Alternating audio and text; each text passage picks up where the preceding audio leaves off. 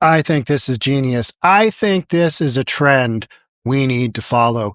Oakland homeless encampment added as a business on Google. Get the business on Google, and then we can all review it.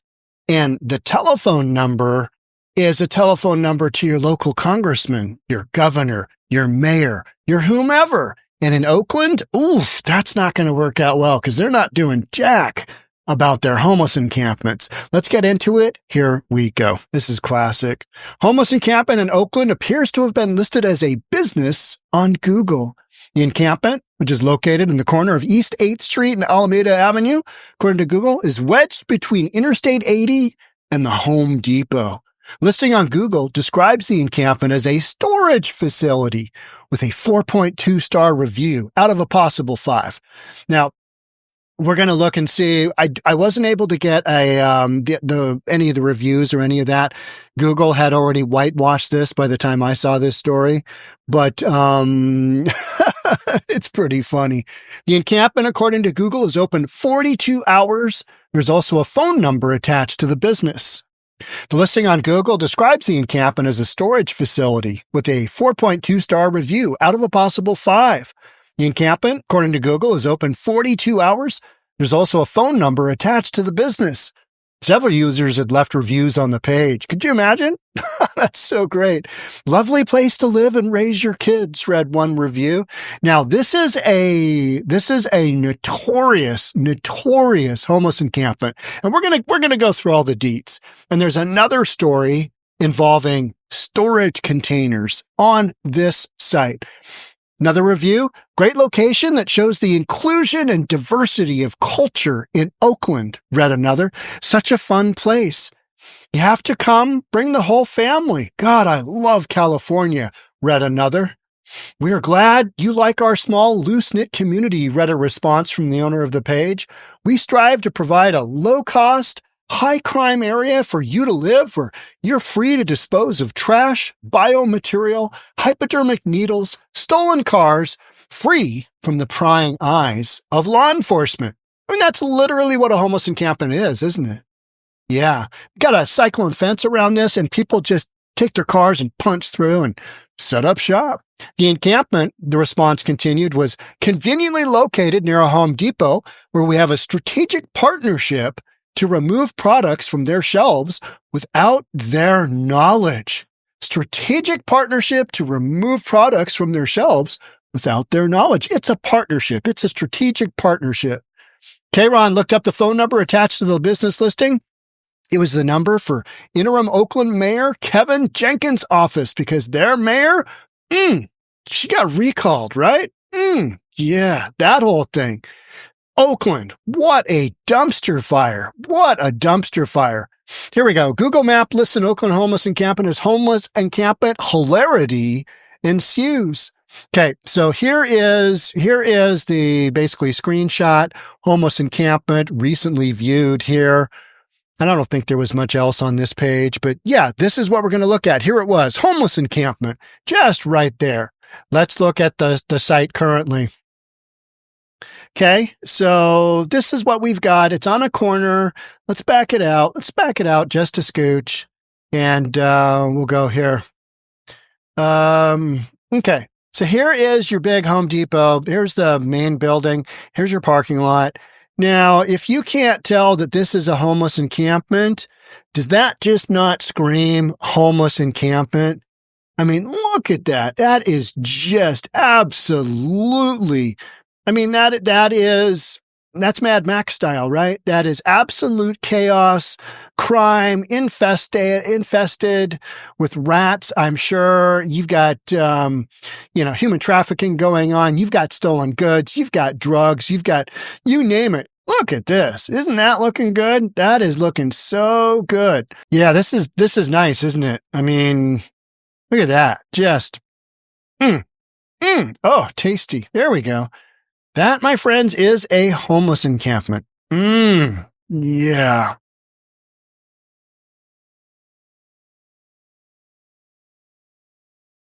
Yeah. What got going on there? I've got some kind of some kind of tarp thing, or we got some kind of shelter going on. We've got some kind of thing hanging up here. We've got an RV that's clearly been broken into. Somebody bashed the windows. Just garbage. Is this a dude over here? It's hard to see. It's hard to tell. We've got bike tires. Hey, we got some kind of dump truck here. You got a dump truck here.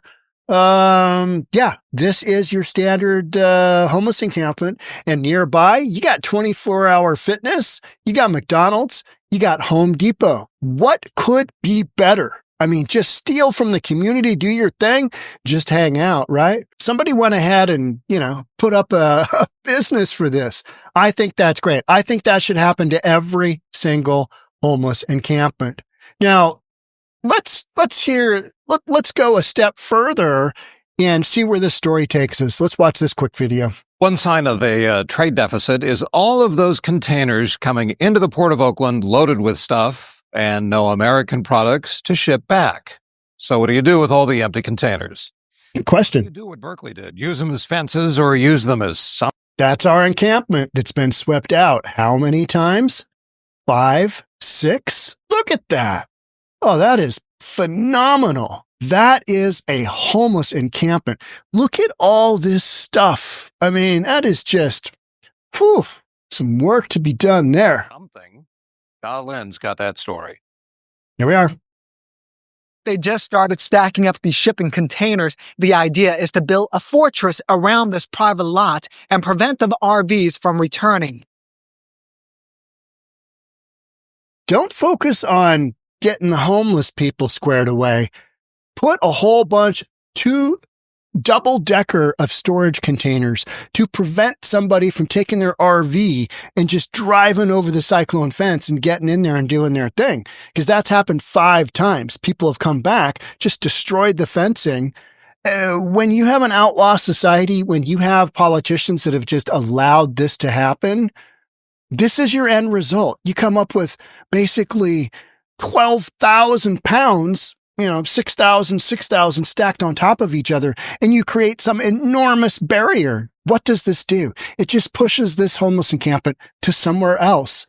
And it creates this horrific looking triangular lot that has all of these storage containers stacked up, as high as, I mean, this is a solution. Storage containers. Yeah, so we'll line it from the start of the freeway all the way down to the end of the street here. It's 40 feet long, 8 feet wide, and about 6,000 pounds heavy. That's how much each empty container weighs. Jeff Alberto says these heavy containers will form a wall and end the encampment problem. There's really no dragging it. It's solved it. Like a land anchor right now. Jeff owns Oakland Container Services. He just started leasing the land from the property owner for his growing container business. He partnered with the city of Oakland and Caltrans to clear the large encampment last week. Utilize it as a storage depot as we anticipate to have about 250 to 300 containers in here. He says it's a win-win. He needs the land, and the city has been trying to get rid of the encampment here for about 8 years. I put up a fence, a wrought iron fence, and people just run over it, tear it down like it's no big deal. The city worked with the property owner and Look at cleared the that. encampment to at least 5 Phenomenal. years. We captured this removal back in 2019, but each time, within a couple of weeks, people would drive cars to plow over the fence and occupy the land. Many frustrated businesses. That's what happens when you have leadership that does not enforce rules. This is what you get. This is literally what you get. So now you've created a situation where storage containers, double stacked, are the answer. Storage containers. Doesn't do anything for the homeless because they're still running around out there willy-nilly in a neighborhood just down the street. So, good luck out there.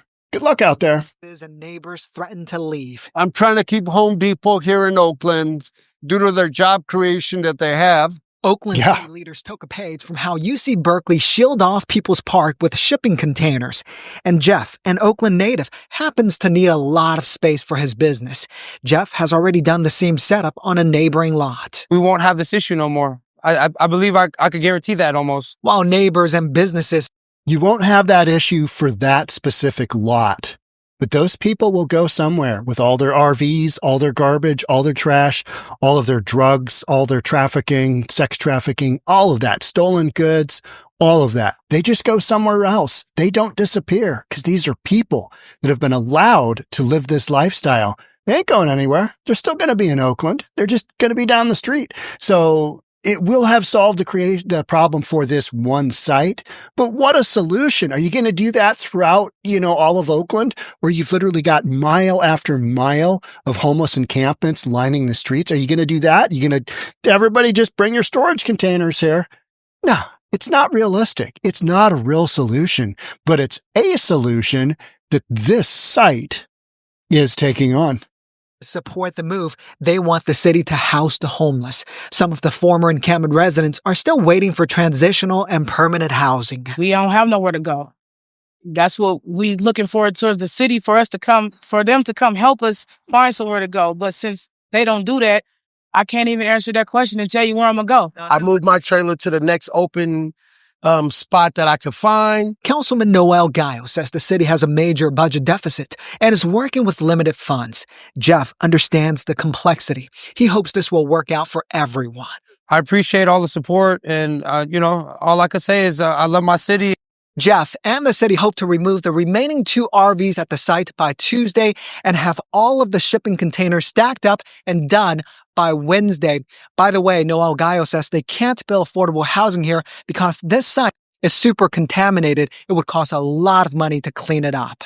All right, here's what the end result of that will look like, because we've got the direct comparison. We've got match pair analysis in extracted data analysis in appraisal terms. This is what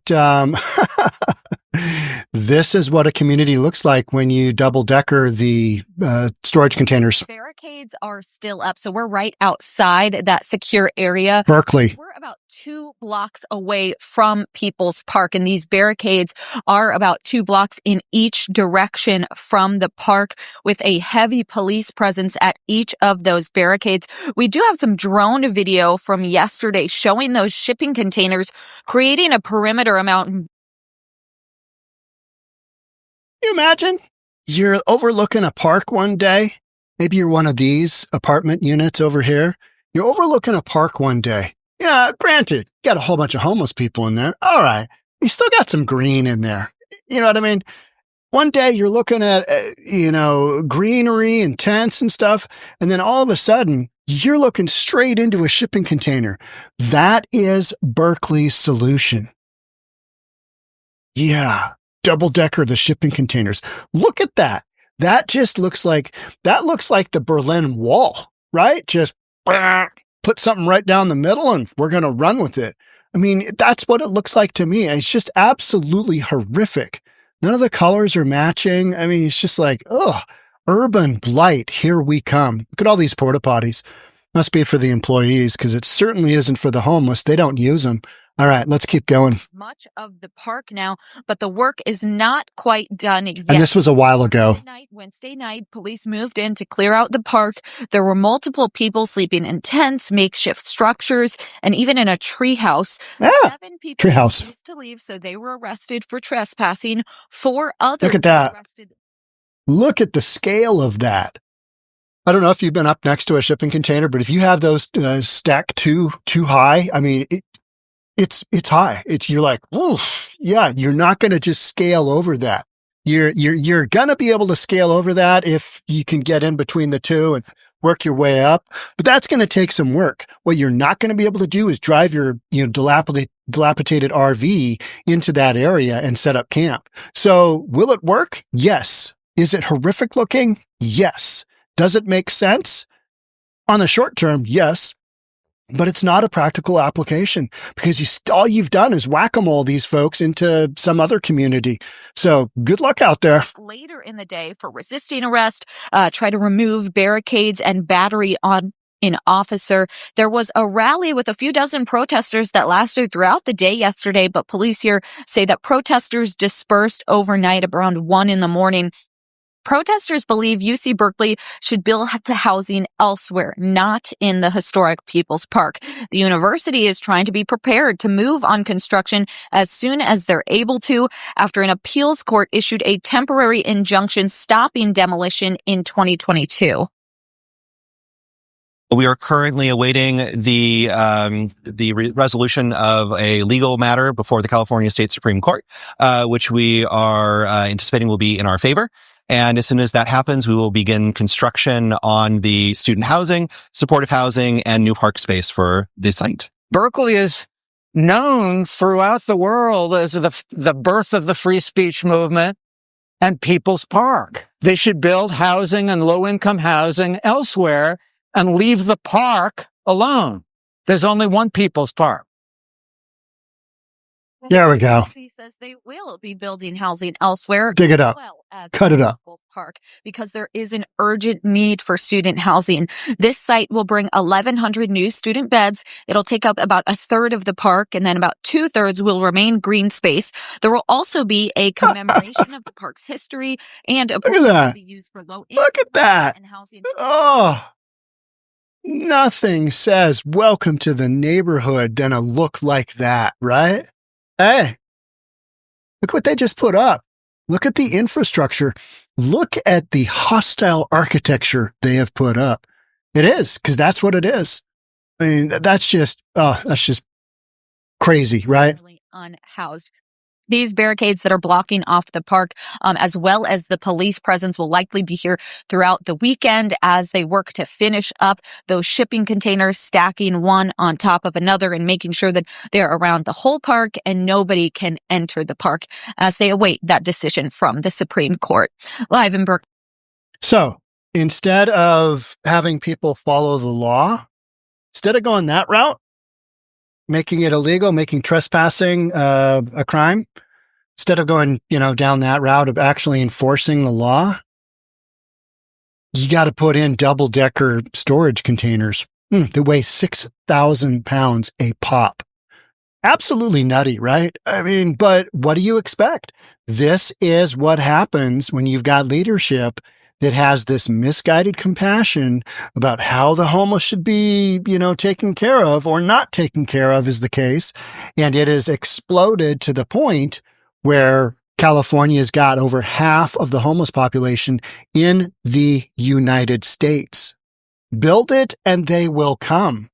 Now we're on the flip side of that of let's build it so they can't come. Let's build it so we whack-a-mole them to go elsewhere. Let's preserve our site, screw everybody else around us, because they're going to take the hit of having the whack-a-mole effect into their community. But we don't care about their community. We care about our single parcel here. And so we're going to bring in a guy who's got a bunch of shipping containers, and we're not going to allow the homeless into our site anymore because it's really contaminated and we can't really do much else with it. Absolutely crazy, right? It's nutty. It's crazy that this is going on. This is California that has a gross domestic product that beats how many countries in the world? Yeah, this is a solution that California comes up with. All right, let's get out the shipping containers. It's shipping container time. Nutty. But again, what do you expect? All right. That's it for me on this one. Thanks so much for being here. I'll catch up with you on the next one. Bye for now.